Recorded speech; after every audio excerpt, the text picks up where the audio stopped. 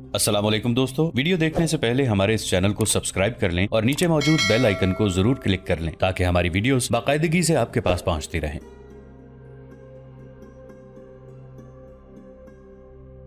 اب مثنہ بن حارثہ کو پیچھے ہٹنا پڑا تو فارس والوں نے پھر اس پر قبضہ کر لیا۔ عجیب بات یہ ہے کہ وہاں کے لوگ مسلمانوں کے وفادار ہی رہے اور انہوں نے بغاوت نہ کی۔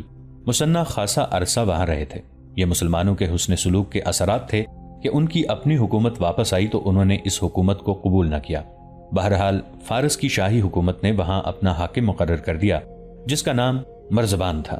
مرزبان کی ایک نوجوان بیٹی تھی جس کا نام افشاں تھا۔ تاریخ نویسوں نے اسے بہت ہی خوبصورت اور متناسب قد کاٹ والی لڑکی لکھا ہے۔ وہ ایک درباری موسیقار کو دل دے بیٹھی۔ وہ کوئی جوان سال اور خبرو آدمی تھا۔ وہ خبرو نہ ہوتا تو بھی افشاں اس کی شیدائی ہوتی کیونکہ اس لڑکی کو موسیقی سے عشق تھا۔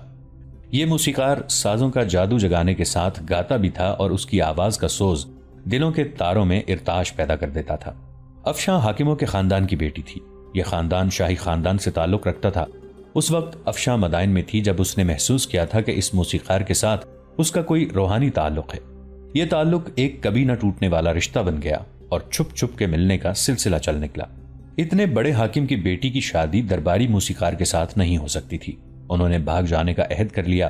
وہ شاید ملک شام جانا چاہتے تھے جہاں مسلمانوں کی رومیوں کے ساتھ جنگیں ہو رہی تھیں۔ پھر شام کا بیشتر علاقہ مسلمانوں نے فتح کر لیا۔ ہیرا پر بھی مسلمانوں کا قبضہ ہو گیا۔ موسیقار کے ساتھ شام کو بھاگ جانے کا عزم کر چکی تھی کہ اس کے باپ مرزبان کو ہیرا کا حاکم یا گورنر مقرر کر کے وہاں بھیج دیا گیا۔ مدائن کے دربار میں موسیقار کی ضرورت نہیں رہی تھی کیونکہ وہاں اب جنگی تیاریاں شروع ہو چکی تھیں اور حالات ایسے پیدا ہو گئے تھے کہ شاہی ضیافتیں، ناچ گانے کی محفلیں اور عیش و عشرت کے مظاہرے بند ہو گئے۔ موسیقار بھی ہیرا چلا گیا اور افشاں سے ملتا رہا۔ اس دوران فارس کے شہر سنین کا حاکم جس کا تاریخ میں نام نہیں ملتا ہیرا گیا۔ اس کی نظر افشاں پر پڑ گئی۔ اس نے افشاں کے باپ سے کہا کہ وہ افشاں کے ساتھ شادی کرنا چاہتا ہے۔ باپ نے فوراً قبول کر لیا اور شادی کا دن بھی مقرر کر دیا۔ اس حاکم کی عمر افشاں سے دگنی تھی۔ شادی کے دن سے 3 دن پہلے افشاں گھر سے غائب ہو گئی۔ اس کے باپ کو شاید موسیقار پر شک تھا۔ اس کا پتہ کرایا گیا تو اسے بھی غائب پایا۔ مرزبان نے ہر طرف گھڑ سوار دوڑا دیے۔ دونوں ایک جگہ چھپے ہوئے پکڑے گئے۔ انہیں لایا گیا۔ مرزبان حاکم تھا۔ اس نے حکم دیا کہ موسیقار کے پاؤں رسی سے باندھ کر ایک گھوڑے کے پیچھے باندھ دیا جائے اور گھوڑا دوڑا دیا جائے۔ گھوڑا اس وقت تک دوڑتا رہے جب تک کہ موسیقار کی کھال نہیں اتر جاتی۔ حکم کی تعمیل ہوئی۔ موسیقار کو زمین پر لٹا کر رسی کے ایک سرے سے اس کے پاؤں باندھ دیے گئے اور رسی کا دوسرا سرا گھوڑے کی زین کے ساتھ باندھ دیا گیا۔ ایک فوجی گھوڑے پر سوار ہوا اور گھوڑے کو ایڑ لگا دی۔ گھوڑا موسیقار کو گھسیٹتا دوڑ پڑا اور سوار اسے میدان میں چکر میں دوڑاتا رہا۔ تماشائیوں کا ہجوم تھا۔ افشاں بھی دیکھ رہی تھی۔ موسیقار سخت اور پتھریلی زمین پر گھسیٹا جا رہا تھا۔ پہلے اس کے کپڑے پھٹے، پھر اس کا جسم خون سے لال ہونے لگا اور پھر صاف پتہ چلتا تھا کہ زمین اور کنکریوں نے اس کے جسم کی کھال اتار دی ہے۔ میری شادی حاکم سنین کے ساتھ نہیں ہوگی، افشاں نے چلا کر کہا۔ ادھر سعد رضی اللہ عنہ بن ابی وقاص کے لشکر کی چھاپا مار جماعتیں بستیوں پر چھاپے مار رہی تھیں۔ ایک روز ایک زیادہ نفری کی پارٹی ہیرا کی طرف چلی گئی۔ اس وقت تک مدائن میں یہ اطلاع نہیں پہنچی تھی کہ مسلمان بستیوں پر شب خون مار کر رسد اور مال غنیمت اکٹھا کر رہے ہیں۔ چھاپا مار مجاہدین کی یہ جماعت ہیرا اور سنین کے درمیان پہنچی تو اسے شور و غل سنائی دینے لگا۔ دف اور شہنائیاں بھی بج رہی تھیں۔ یہ علاقہ جنگلاتی تھا، اونچی نیچی ٹیکریاں تھیں، گہرے نشیب بھی تھے۔ ایک مجاہد نے بلند ٹیکری پر چڑھ کر دیکھا۔ ایک جلوس سا آ رہا تھا جس میں 250-300 آدمی گھوڑوں پر سوار تھے۔ 4 پہیوں والی بگیاں بھی تھیں اور دف اور مختلف ساز بجانے والے پیدل آ رہے تھے۔ مجاہد ٹیکری سے اتر آیا اور اپنے ساتھیوں کو بتایا کہ اس نے کیا دیکھا ہے۔ جماعت کا کماندار ٹیکری پر چلا گیا اور واپس آ کر بتایا کہ اس قافلے پر حملہ کیا جائے گا۔ کماندار نے دیکھ لیا کہ قافلے پر حملہ کرنے کے لیے گھات کہاں موزوں ہوگی۔ اس نے اپنی جماعت کو ایک ایسی جگہ لے جا کر چھپا دیا جہاں کسی کو ان کی موجودگی کا شک بھی نہیں ہو سکتا تھا۔ قافلہ گھات کے مقام پر پہنچا تو مجاہدین اس پر جھپٹ پڑے۔ گھڑ سوار تلواروں اور برچھیوں سے مسلح تھے۔ انہوں نے مقابلہ کرنے کی کوشش کی لیکن ان پر حملہ اچانک اور غیر متوقع طور پر ہوا تھا، اس لیے وہ سنبھل نہ سکے۔ مجاہدین کی نفری قافلے والوں سے کم تھی لیکن گھبراہٹ میں قافلے والوں نے بھاگ نکلنے میں ہی عافیت جانی۔ ان میں سے چند ایک زخمی ہو کر گھوڑوں سے گرے تھے اور باقی سب بھاگ گئے تھے۔ بگیاں چلانے والے بھی بھاگ گئے تھے۔ بگیاں شاہانہ تھیں۔ ان کے پردے ہٹا کر دیکھا، پہلی بگی میں ایک بڑی ہی خوبصورت لڑکی بیٹھی ہوئی تھی۔ وہ شہزادی لگتی تھی۔ بگی میں 2 عورتیں اور تھیں۔ وہ اس شہزادی کی خادمائیں تھیں، وہ مارے خوف کے کانپ رہی تھیں۔ یہ دلہن ہے، ایک خادمہ نے لڑکی کی طرف اشارہ کر کے کہا۔ یہ ہیرا کے حاکم مرزبان کی بیٹی ہے، آج ہی اس کی شادی ہوئی ہے۔ اس کا دلہا حاکم سنین ہے، یہ اس کی بارات ہے، وہ گھوڑے پر سوار ہے۔ یہ لڑکی افشاں تھی جو دلہن بن کر حاکم سنین کے ساتھ سسرال جا رہی تھی، مگر اسے روک لیا گیا۔ دوسری بگیوں میں سے جو عورتیں نکلیں وہ افشاں کی خادمائیں تھیں اور بارات کے ساتھ آئی ہوئی حاکم سنین کی قریبی رشتہ دار تھیں۔ وہ کہاں ہے؟ افشاں نے پوچھا۔ میرا دلہا۔ اس کے دلہا نے جم کر مقابلہ کرنے کی کوشش کی تھی اور مارا گیا تھا۔ دلہن کو پتہ چلا تو اس کے چہرے پر خوشی کا تاثر آ گیا۔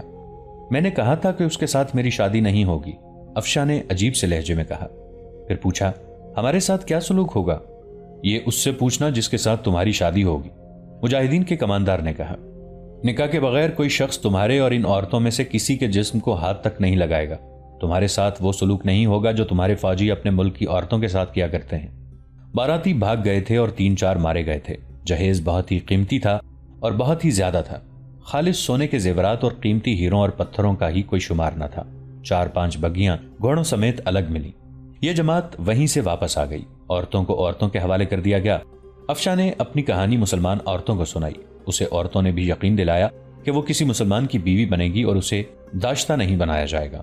ایک تو یہ بات سن کر افشاں خوش ہوئی اور دوسری خوشی اسے یہ تھی کہ اس کا ادھیڑ عمر دھولا مارا گیا تھا۔ افشاں نے مسنہ کی بیوی سلمہ کے ہاتھ پر، جو اب سعد رضی اللہ عنہ بن ابی وقاص کی بیوی تھی، اسلام قبول کر لیا۔ اس کے بعد تاریخ خاموش ہے کہ افشاں کس کی بیوی بنی تھی۔ شب خون اور چھاپے اور رسد وغیرہ اکٹھی کرنے کے سلسلے میں ایک اور واقعہ دلچسپی سے خالی نہ ہوگا۔ تاریخوں میں آیا ہے کہ ایک مجاہد عاصم بن عمر ایک گاؤں پر چھاپا مارنے گئے تو گاؤں کے لوگ پہلے ہی وہاں سے بھاگ گئے۔ صرف ایک آدمی اتفاق سے سامنے آ گیا۔ اس سے پوچھا کہ تم کون ہو اور کہاں رہتے ہو؟ اس نے بتایا کہ وہ چرواہا ہے اور سارے گاؤں کے مویشیوں کو وہ چرنے کے لیے لے جایا کرتا ہے۔ عاصم نے پوچھا کہ مویشی کہاں ہیں؟ یہاں ایک بھی مویشی نہیں، چرواہے نے جواب دیا۔ لوگ اپنے مویشی ساتھ لے کر بھاگ گئے ہیں۔ جھوٹ نہ بولو، عاصم بن عمرو نے کہا۔ ہم صرف مویشیاں اور بھیڑ بکریاں لے کر چلے جائیں گے۔ روایت جو مشہور ہوئی تھی وہ یہ تھی کہ چرواہے نے جب تیسری بار جھوٹ بولا تو قریب کے ایک مکان سے ایک بیل کی آواز آئی۔ خدا کی قسم یہ شخص جھوٹ بولتا ہے، ہم سب مویشی یہاں ہیں، آؤ اور ابھی ہانک کر لے چلو۔ عاصم بن عمرو اس مکان میں گئے۔ بڑا ہی وسیع صحن تھا اور وہاں بے شمار مویشی تھے، بھیڑیں، بکریاں اور گائیں بندھی تھیں۔ گاؤں کے لوگ اپنے مویشی اس گھر میں بند کر کے چرواہے کو یہاں رکھوالی کے لیے چھوڑ گئے تھے۔ عاصم بن عمرو کی چھاپا مار جماعت نے تمام مویشی اور بھیڑ بکریاں باہر نکالیں اور اپنے کیمپ میں لے آئے۔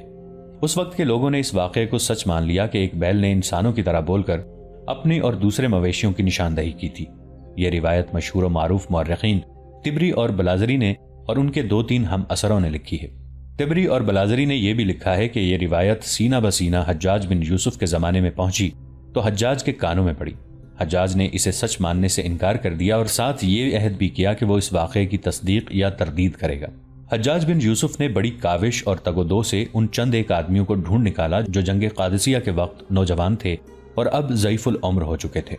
حجاج نے ان سب کو بلا کر حلف لیا اور پوچھا کہ یہ واقعہ کیا تھا۔ ان سب نے حلفیہ بیان دیا کہ یہ واقعہ ایسے ہی ہوا تھا جیسے سنایا گیا ہے، اور بیل انسانوں کی زبان بولا تھا۔ گویا ان سب نے اس واقعے کی تصدیق کر دی۔ حجاج بڑا کھرا اور حقیقت پسند آدمی تھا۔ وہ حجاج ہی تھا جس نے ایک عورت کی پکار پر محمد بن قاسم کو ہندوستان بھیجا تھا۔ حجاج نے تحقیقات کی تو پتہ چلا کہ یہ افراد جو اس واقعے کی تصدیق کر رہے ہیں عاصم بن عمرو کے ساتھ نہیں تھے، یعنی وہ عینی شاہدین نہیں تھے۔ بہرحال حجاج نے اس خیال سے اس واقعے کی تحقیقات جاری رکھیں کہ تاریخ میں کوئی غلط بات نہ آ جائے۔ آخر راز یہ کھلا کہ جب چرواہا باہر کھڑا جھوٹ بول رہا تھا کہ یہاں کوئی مویشی نہیں، اسی وقت قریبی مکان سے ایک بیل ٹکرایا۔ اس کی دیکھا دیکھی ایک اور بیل ٹکرایا۔ عاصم بن عمرو کے کان کھڑے ہو گئے اور وہ اپنے ساتھیوں کو ساتھ لے کر اندر گئے تو وہاں تمام مویشیوں کو موجود پایا۔ طبری اور بلازری لکھتے ہیں کہ عربی زبان میں اظہاریت اور تشبیہوں کے انداز کچھ شاعرانہ سے ہوتے ہیں۔ ہوا یوں تھا کہ عاصم بن عمرو اتنے زیادہ مویشی اور بھیڑ بکریاں اور دودھ دینے والی گائیں لائے تو انہوں نے خوشی اور ہیجانی کیفیت میں اپنے ساتھیوں کو یوں سنایا کہ چرواہا جھوٹ بول رہا تھا کہ مویشی یہاں نہیں ہیں، تو ایک بیل بول پڑا کہ ہم یہاں ہیں، آؤ اور ہمیں ہانک کر لے جاؤ۔ بیل کے بولنے کا معاملہ یہ تھا کہ بیل ٹکرایا اور مویشیوں کی نشاندہی ہو گئی۔ مسلمانوں کے اتنے زیادہ شب خون اور چھاپے ڈھکے چھپے تو نہیں رہ سکتے تھے۔ یہ 1-2 بستیوں کی بات نہیں تھی، مجاہدین نے کوئی بستی نہیں چھوڑی تھی۔ فارسیوں کو احساس ہو گیا تھا کہ انہیں بغاوت کی سزا دی جا رہی ہے۔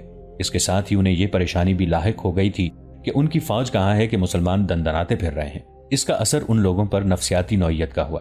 انہوں نے اپنی فوج کی بجائے مسلمانوں کو اچھا سمجھنا شروع کر دیا، جو نہ شراب پیتے تھے نہ ان کی عورتوں پر ہاتھ ڈالتے تھے۔ علامہ شبلی نعمانی نے ایک بستی کا ذکر کیا ہے۔ مسلمانوں کی ایک چھاپا مار جماعت ایک بستی پر چھاپا مارنے جا رہی تھی۔ بستی سے کچھ دور یہ جماعت رک گئی۔ شاید چل چل کر مجاہدین تھک گئے تھے۔ بستی سے 2-3 عورتیں دوڑی آ رہی تھیں۔ انہیں معلوم نہیں تھا کہ یہاں مسلمان موجود ہیں۔ مسلمان چھپ کر بیٹھے ہوئے تھے اور سستا رہے تھے۔ عورتیں ان کے درمیان آ گئیں۔ مجاہدین اٹھ کھڑے ہوئے۔ عورتیں اور زیادہ خوفزدہ ہو گئیں۔ ہم ظلم سے بھاگ کر آئی ہیں، ایک عورت نے کہا۔ ہماری اپنی فوج کے 25 آدمی ہمارے گاؤں میں آ گئے ہیں۔ لوگوں کے گھروں سے شراب منگوا کر پی رہے ہیں اور انہیں جو لڑکی اچھی لگتی ہے اسے الگ لے جا کر خراب کرتے ہیں۔ ایسے لگتا ہے جیسے اس گاؤں پر انہی کی حکومت ہو۔ مجاہدین کی نفری ان فوجیوں کی نسبت خاصی تھوڑی تھی، پھر بھی ان عورتوں کو ساتھ لے کر وہ بستی میں چلے گئے۔ فارس کے فوجی شراب کے نشے میں بدمست تھے اور بستیوں میں انہوں نے ادم مچا رکھا تھا۔ لوگوں نے گھروں کے دروازے بند کر لیے تھے۔ کچھ جوان عورتیں ادھر ادھر بھاگ رہی تھیں۔ مجاہدین نے کسی ایک بھی فوجی کو زندہ نہ چھوڑا۔ اس کا نتیجہ یہ ہوا کہ لوگوں نے مجاہدین کے آگے اناج کی بوریوں کے ڈھیر لگا دیے۔ فارس کا بادشاہ یزدگرد مدائن میں تھا۔ اسے اطلاع ملی کہ کچھ لوگ فریادی بن کر آئے ہیں۔ یزدگرد باہر آ گیا۔ 20-25 معزز قسم کے آدمی باہر کھڑے تھے۔ سب تعظیماً رکوع میں چلے گئے۔ سیدھے ہو جاؤ اور بات کرو، نوجوان یزدگرد نے کہا۔ کیا فریاد لے کر آئے ہو؟ شہنشاہ فارس، ان لوگوں میں سے ایک نے شاہی آداب کی پابندی کرتے ہوئے کہا۔ کسرا کی نسل کا اقبال بلند ہو، سورج کے بیٹے، جو بات کرنے آئے ہو وہ کرو، یزدگرد نے غصے سے کہا۔ یہاں کوئی شہنشاہ نہیں، وقت ضائع نہ کرو۔ پھر سن لے شہزادہ یزدگرد، ایک معمر آدمی نے کہا۔ مسلمانوں نے ہمارے گھر خالی کر دیے ہیں۔ یوں معلوم ہوتا ہے جیسے فارس ہمارا نہیں مسلمانوں کا ملک ہے۔ اپنی فوج کا کہیں نام و نشان نہیں اور اپنے فوجی کہیں نظر نہیں آتے۔ اپنے فوجی تو اپنے ہی لوگوں کو پریشان کرتے نظر آتے ہیں۔ ان لوگوں نے بتایا کہ مسلمان کس طرح آتے ہیں اور وہ بستیوں سے کیا کچھ اٹھا لے جاتے ہیں۔ یزدگرد ان لوگوں سے فارغ ہو کر اندر گیا ہی تھا کہ اسے اطلاع دی گئی کہ حاکم ہیرا مرزبان آیا ہے۔ یزدگرد نے اسے اندر بلا لیا۔ تمہارا چہرہ بتا رہا ہے کہ تم کوئی اچھی خبر نہیں لائے، یزدگرد نے کہا۔ میں اپنا چہرہ کسی کو دکھانے کے قابل نہیں رہا شاہ فارس، مرزبان نے کہا۔ عرب کے یہ ڈاکو میری بیٹی کو اٹھا لے گئے ہیں، اس کا جہیز بھی لے گئے ہیں۔ بارات کے ساتھ معزز گھرانوں کی 30 عورتیں تھیں، انہیں بھی لے گئے ہیں۔ میں نے جسے داماد بنایا تھا اسے قتل کر گئے ہیں۔ مورخ لکھتے ہیں کہ یزدگرد نے اس سے آگے کچھ نہ سنا۔ غصے سے اٹھا، لمبے لمبے ڈگ برتا، کچھ دیر کمرے میں ٹہلا، رکا اور مرزبان کی طرف دیکھا۔ تم واپس ہیرا چلے جاؤ، یزدگرد نے کہا۔ میں عرب کی ساری بیٹیاں اٹھوا دوں گا، رستم کو بلاؤ۔ حاکم ہیرا مرزبان چلا گیا۔ رستم افواج فارس کا کمانڈر ان چیف تھا اور اسے کلی اختیارات حاصل تھے۔ ان حالات میں جب مسلمان عراق میں دندناتے پھر رہے تھے اور ان کے خوف سے بستیاں خالی ہوئی جا رہی تھیں، سب کی نظریں رستم پر لگی ہوئی تھیں۔ یزدگرد سے لے کر ایک عام اور غریب فارسی تک یہی کہتے تھے کہ رستم ہی مسلمانوں کو فارس سے نکال سکتا ہے اور رستم ہی عرب پر یلغار کر کے اسلام کا خاتمہ کر سکتا ہے۔ لوگوں کی نظریں تو رستم پر لگی ہوئی تھیں، لیکن رستم کی نظریں اس ذائچے پر لگی ہوئی تھیں جو اس نے علم نجوم اور جوتش کی مدد سے بنایا تھا۔ پہلے ایک باب میں ہم نے بتایا ہے کہ رستم علم نجوم اور جوتش میں دسترس رکھتا تھا۔ بعض مورخین نے لکھا ہے کہ وہ علم نجوم کا ماہر تھا اور اس کا تیار کیا ہوا ذائچہ اور اس کی پیشگوئی کبھی غلط نہیں نکلی تھی۔ فارس کے انجام کے متعلق اس نے صاف کہہ دیا تھا کہ اچھا نہیں بلکہ بہت برا ہوگا۔ جس وقت حاکم ہیرا مرزبان یزدگرد کے آگے اپنی بیٹی کا رونا رو رہا تھا، اس وقت رستم کے پاس پوران دخت اور اس کی بیوی بیٹھی ہوئی تھی۔ وہ ذائچہ سامنے رکھے انہیں بتا رہا تھا کہ فارس کا انجام اچھا نہیں ہوگا۔ کیا تمہیں یقین ہے کہ تم نے ذائچہ صحیح بنایا ہے؟ پوران دخت نے پوچھا۔ اور اگر یہ ذائچہ صحیح ہے، رستم کی بیوی نے کہا، تو اس کا انجام بدل دینے کا کوئی طریقہ نہیں؟ عامل ہیں، جادوگر ہیں؟ نہیں، رستم نے جواب دیا، یہ انجام ستاروں کے زیر اثر ہے۔ میں ستاروں کے سفر کے راستے نہیں بدل سکتا۔ میں کسی ستارے کو ایک برج سے نکال کر اپنی مرضی کے برج میں نہیں ڈال سکتا۔ ہاں پوران، میرا ذائچہ بالکل صحیح ہے۔ یہ میں نے آج پہلی بار نہیں بنایا۔ جب تم تخت نشین ہوئی تھی تو میں نے ذائچہ تیار کیا تھا، ستاروں کے راستے اچھی طرح دیکھے تھے، اس وقت بھی مجھے یہی جواب ملا تھا۔ اتنے میں یزدگرد کے قاصد نے آ کر اسے کہا کہ شاہ فارس بلاتے ہیں۔ ابھی آتا ہوں۔ رستم نے قاصد کو رخصت کر کے پوران اور بیوی سے کہا، میں جانا چاہتا ہوں۔ میں جانتا ہوں یزدگرد مجھے کیوں بلا رہا ہے۔ مجھ تک خبریں پہنچ چکی ہیں کہ عربی ہماری بستیوں میں لوٹ مار کر رہے ہیں۔ میں یہ بھی جانتا ہوں کہ عربوں سے ہماری جنگ قادسیہ کے میدان میں ہوگی اور یہ بڑی ہولناک جنگ ہوگی۔ عربوں کی تعداد زیادہ سے زیادہ 40,000 ہوگی اور ہماری فوج کی نفری 1.25 ہوگی، لیکن آگے اندھیرا ہے۔ کیا یزدگرد کو بتا دو گے کہ نہیں؟ رستم نے پران کی بات کاٹتے ہوئے کہا۔ اسے بتایا تو وہ سمجھے گا کہ میں لڑنے سے گریز کر رہا ہوں۔ میں صرف یہ کر سکتا ہوں کہ فارس کے اس انجام کو کچھ دنوں کے لیے ٹال دوں۔ یزدگرد سے کہوں گا کہ مجھے مدائن میں رہنے دیں اور میں یہیں سے اپنی فوج کو لڑاتا اور مدد دیتا رہوں گا۔ میرا غم ایک اور بھی ہے، میں نہیں چاہتا کہ فارس کی شکست میرے نام لکھی جائے۔ میں نے آج تک کسی میدان میں شکست نہیں کھائی، میں نے شکستیں دی ہیں، میرا نام ہی فتح کا ضامن رہا ہے۔ میں کیسے برداشت کر لوں کہ ہونے والی عبرتناک شکست میرے کھاتے میں ڈال دی جائے؟ ایک تو یہ حقیقت ہے جو ہر مورخ نے لکھی ہے کہ رستم جنگ کو ٹالنا چاہتا تھا۔ جنگ کو ٹالنے کی دوسری وجہ اس کا وہ وعدہ بھی تھا جو اس نے شیریں کے ساتھ کیا ہوا تھا۔ اس نے شیریں سے کہا تھا کہ وہ جنگ کو ٹالے گا۔ شیریں کے عزائم یہ تھے کہ وہ اپنے بیٹے شیرویہ کے قتل کا انتقام لینا چاہتی تھی اور اس کا ارادہ ملکہ بننے کا بھی تھا۔ اس نے رستم کو ایک خزانے کا اور وزیر اعظم کے رتبے کا لالچ بھی دیا تھا۔ رستم یزدگرد کے محل کو روانہ ہو گیا۔ کیا اس میں کوئی شک ہے کہ عجم کے سب سے بڑے جنگجو اور جرنیل آپ ہیں؟ یزدگرد نے رستم سے کہا۔ صرف آپ ہیں جو ان عربی قزاقوں کو اپنے ملک سے نہ صرف یہ کہ نکال سکتے ہیں بلکہ ایک ایک سپاہی اور سالار کو کاٹ سکتے ہیں۔ لیکن میں حیران ہوں کہ تمام تر فوج کے کماندار اعلیٰ آپ ہیں اور یہ نہیں دیکھ رہے کہ ملک میں کیا ہو رہا ہے۔ فوج تیار ہے، آپ فوراً عرب کے ان مسلمانوں کو تباہ کرنے کے لیے نکلیں، اور میں آپ سے توقع رکھتا ہوں کہ آپ مدینہ کو بھی فتح کر لیں گے۔ شہنشاہ فارس، رستم نے کہا۔ نہیں رستم، یزدگرد نے کہا، میں آپ کا بچہ ہوں، مجھے شہنشاہی آپ نے دی ہے، آپ مجھے شہنشاہ فارس نہ کہیں۔ پہلے اس خطرے کو ختم کریں جو مدائن تک پہنچ رہا ہے۔ اگر اپنے آپ کو آپ بچہ اور مجھے اپنا باپ یا استاد سمجھتے ہیں تو میری بات ذرا توجہ سے سنیں۔ رستم نے کہا، مجھے مدائن میں ہی رہنے دیں، میں قاصدوں کے ذریعے میدان جنگ کو اپنے ہاتھ میں رکھوں گا، فوجوں کی تقسیم میں خود کر لوں گا، لیکن اس کی کوئی وجہ ہونی چاہیے، یزدگرد نے کہا۔ فارس کی بھلائی شاید اسی میں ہے کہ میں میدان جنگ میں نہ جاؤں، رستم نے کہا۔ میں جنگ میں تاخیر کو بہتر سمجھتا ہوں، میں مدائن سے دستے بھیجتا رہوں گا اور عربوں کو چھوٹی چھوٹی لڑائیوں میں مصروف رکھوں گا۔ وہ اپنے ملک سے بہت دور آ گئے ہیں، انہیں کمک اور رسد نہیں ملے گی، وہ کمزور ہوتے جائیں گے اور جب تک میں جنگ میں شریک نہیں ہوں گا عربوں پر میرا رعب قائم رہے گا۔ مورخوں نے لکھا ہے کہ یزدگرد نے رستم کے اس استدلال کو تسلیم کر لیا اور رستم مطمئن ہو گیا، لیکن مدائن میں یہ خبریں لوگوں کی فریادیں بن کر پہنچتی رہیں کہ مسلمانوں کی لوٹ مار اور قتل و غارت پہلے سے زیادہ ہو گئی ہے۔ یزدگرد نے کچھ دنوں بعد ایک بار پھر رستم کو بلایا اور کہا کہ وہ فوج لے کر مدائن سے نکلے اور مسلمانوں کے مقابلے میں جائے۔ مجھے مدائن میں رہنے دیں، رستم نے کہا۔ جالینوس کو بھیج دیں، اگر جالینوس نے مسلمانوں پر قابو پا لیا تو خطرہ ختم ہو جائے گا، اگر جالینوس ناکام رہا تو ہم دوسرے جرنیل کو بھیجیں گے، پھر تیسرے کو، اور اسی طرح ہم دشمن کو کمزور کرتے رہیں گے۔ یزدگرد نے یہ استدلال بھی تسلیم کر لیا اور جالینوس کو بلا کر کہا کہ وہ کچھ دستے لے کر جائے اور مسلمانوں کو ختم کرے۔ تاریخ دان ولیم سکاٹ لکھتا ہے کہ جالینوس نے یزدگرد کو بتایا کہ مسلمانوں کے خلاف وہ پہلے بھی لڑ چکا ہے، انہیں اس طرح ختم کرنا بہت مشکل ہے۔ ہمارے پاس فوج تیار ہے، جالینوس نے کہا، ہمیں ایک ہی بار جنگ لڑنی چاہیے، ہمارے پاس اتنی زیادہ فوج ہے کہ مسلمان اتنی زیادہ تعداد کو تصور میں نہیں لا سکتے، رستم کو باہر نکلنا چاہیے۔ یزدگرد جوشیلا نوجوان تھا، اس میں اتنی سوجھ بوجھ نہیں تھی کہ رستم اور جالینوس جیسے گھاگ جرنیلوں کی چالیں سمجھ سکتا۔ جالینوس پہلے ہی مسلمانوں سے شکست کھا چکا تھا اور وہ میدان سے بھاگا تھا، اور وہ اب اتنی خطرناک ذمہ داری لینے سے ڈر رہا تھا۔ یزدگرد 2 دن کوئی فیصلہ نہ کر سکا۔ تیسرے روز اس کے پاس مختلف علاقوں کے جاگیرداروں اور رئیسوں اور ایسے معززین کا بہت بڑا وفد آ گیا جس کا لوگوں پر اثر و رسوخ تھا اور جن کے اشاروں پر لوگ جانیں قربان کرنے کے لیے تیار ہو جاتے تھے۔ شہنشاہ فارس، وفد کے لیڈر نے کہا، آپ بھولے نہیں ہوں گے کہ پوران دخت کو ہم نے تخت سے اٹھایا اور آپ کو بٹھایا تھا۔ ہم نے اپنے جرنیلوں سے کہا تھا کہ اپنے اختلافات ختم کرو اور فارس کو مسلمانوں سے بچاؤ، ورنہ ہم آپ کے خلاف بغاوت کر دیں گے۔ آپ کو معلوم ہے کہ مسلمان پورے عراق میں چھا گئے ہیں اور منمانی کرتے پھر رہے ہیں۔ یہ تو ہو نہیں سکتا کہ آپ کو معلوم نہ ہو، اور ہم کیسے مان لیں کہ ہمارے قابل فخر جرنیل رستم کو معلوم نہ ہو؟ ہم حیران ہیں کہ آپ کی اور ہمارے جرنیلوں کی غیرت کو کیا ہو گیا ہے۔ تم لوگ فکر نہ کرو، یزدگرد نے کہا۔ ہم کیوں فکر نہ کریں؟ وفد میں ایک اور شخص بول پڑا۔ دوستو، آج کے لیے اتنا ہی۔ اسی کہانی کی اگلی قسط کے ساتھ بہت جلد حاضر ہوں گے۔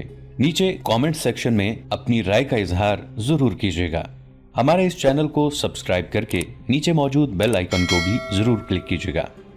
اگلی ملاقات تک کے لیے ہمارا اور آپ کا اللہ نگہبان۔